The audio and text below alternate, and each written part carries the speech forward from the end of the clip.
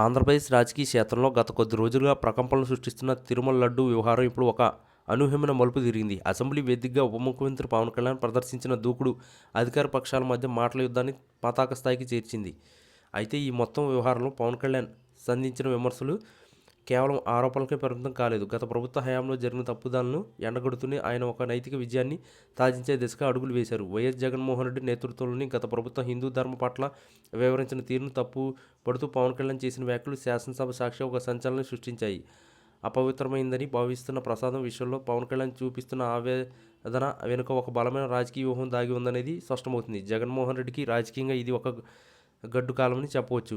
ఎందుకంటే పవన్ కళ్యాణ్ తన ప్రసంగంలో భక్తిని భావోద్వేగాన్ని మేళవించి ప్రజల్లోకి బలంగా తీసుకెళ్లారు. ప్రధానంగా చర్చకు వచ్చిన అంశం ఏమిటంటే లడ్డూ తయారీలో జంతువుల కొవ్వు కలిసిందన్న ఆరోపణలు. ఈ విషయంలో పవన్ కళ్యాణ్ చాలా స్పష్టమైన వైఖరి ప్రదర్శించారు. గత పాలకుల నిర్లక్ష్యం వల్లనే నెయ్యి నాణ్యత దెబ్బతిందని ఆయన వాదించారు. కానీ ఇక్కడే ఒక ఆసక్తికరమైన మలుపు కనిపిస్తుంది. పవన్ కళ్యాణ్ అసెంబ్లీలో ప్రదర్శించిన ఆ పవిత్రమైన లడ్డూలో ఎక్కడా జంతువుల కొవ్వు కలవలేదనే వాస్తవం ఇప్పుడు బహిర్గతమవుతుంది.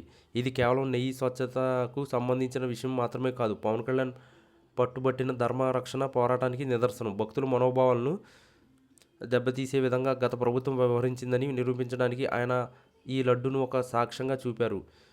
జగన్మోహన్ రెడ్డి రాజకీయ అస్తిత్వానికే సవాల్ విసిరేలా పవన్ కళ్యాణ్ తన వాదనలు వినిపించారు. అసెంబ్లీ సాక్షిగా జగన్ నెత్తిన పాలు పోసినట్టుగా పవన్ వివరించడం వెనుక ఉన్న ఉద్దేశం ఏంటంటే తప్పు చేసిన వారు ఎవరైనా సరే శిక్ష అనుభవించక తప్పదనే హెచ్చరికలు పంపడమే.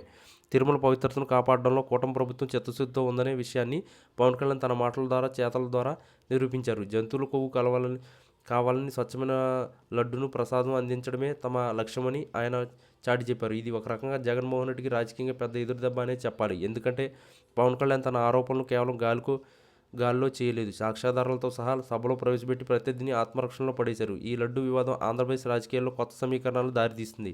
భక్తికి రాజకీయాలకి మధ్య ఉన్న సన్నని గీతను పవన్ కళ్యాణ్ చాలా చాకచక్యంగా ఉపయోగించుకున్నారు. భక్తుల మనోభావాలను గౌరవించి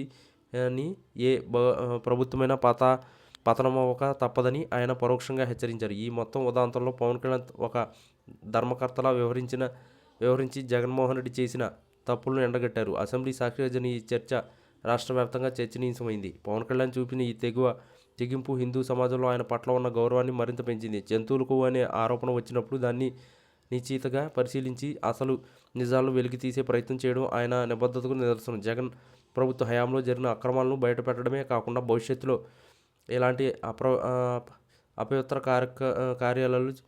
కార్యాలు జరగకుండా చూపాలని ఆయన హామీ ఇచ్చారు. ఈ లడ్డు కేవలం ఒక ప్రసాదం మాత్రమే కాదు, అది తెలుగు ప్రజల ఆత్మగౌరవానికి మరియు భక్తికి ప్రతీక. పవన్ కళ్యాణ్ ఈ పోరాటం ద్వారా తన రాజకీయ ప్రస్థానంలో ఒక మైలురాయిని అధిగమించారు. జగన్మోహన్ రెడ్డి ఆయన సాధించిన ఒక నైతిక విజయం రాబోయే రోజుల్లో రాష్ట్ర రాజకీయాల్లో కీలక పాత్ర పోషిస్తుంది. స్వచ్ఛమైన భక్తితో మరియు నిబద్ధతతో కూడిన పవన్ కళ్యాణ్ చర్యలు ప్రజల గుండెల్లో చెరగని ముద్ర వేశాయి.